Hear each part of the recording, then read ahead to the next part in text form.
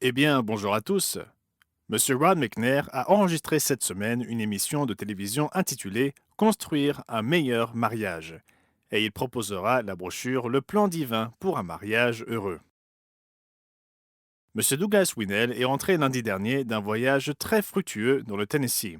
En plus de donner des conférences du monde de demain à Knoxville et à Etowah, il a remis une plaque de pasteur émérite à Monsieur Martin Fannin pour ses nombreuses années de service dans le ministère. Ces marques de reconnaissance, ces plaques, sont bien peu de choses comparées au fidèle service de ses serviteurs dévoués et fidèles. Lorsque j'ai quitté l'Église universelle de Dieu, après son apostasie il y a 30 ans, M. Fannin était là pour nous accueillir, et Carole et moi sommes depuis lors amis avec Martin et son épouse Janet. M. James Meredith reprend maintenant le flambeau laissé par M. Fannin. Sur une note plus grave, beaucoup d'entre vous ont peut-être entendu parler de l'horrible agression d'une jeune femme, réfugiée d'Ukraine, qui a été poignardée à mort alors qu'elle se trouvait dans un train dans le centre de Charlotte. Cette attaque à l'aveugle et insensée a été filmée par une caméra de surveillance et a fait le tour du monde. L'agresseur avait un lourd casier judiciaire et a été libéré au début de l'année sans caution par une juge connue pour sa position ferme en faveur de ce qu'on appelle communément la diversité, l'équité et l'inclusion.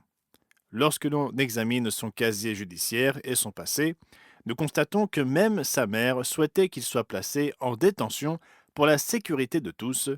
On se demande comment cet homme a pu se retrouver dans la rue. Un tel incident nous rappelle que nous devons prier pour que Dieu nous protège.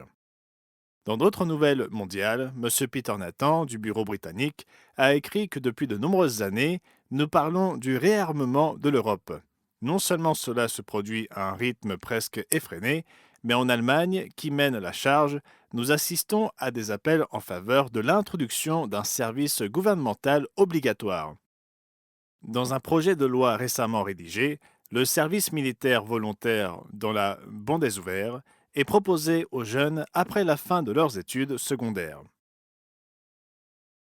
Sur des notes plus joyeuses, la fête des tabernacles approche à grands pas. M. Ron McNair a organisé des réunions de planification avec divers chefs de service et d'autres personnes. La semaine dernière, il a organisé une réunion en ligne avec les membres des équipes de sonorisation et a pu recueillir des conseils avisés de la part des hommes les plus expérimentés afin de les transmettre aux plus novices. Nous nous efforçons également de normaliser les achats d'équipements afin que les haut-parleurs et les amplificateurs soient les mêmes partout, du moins là où cela s'avère pertinent.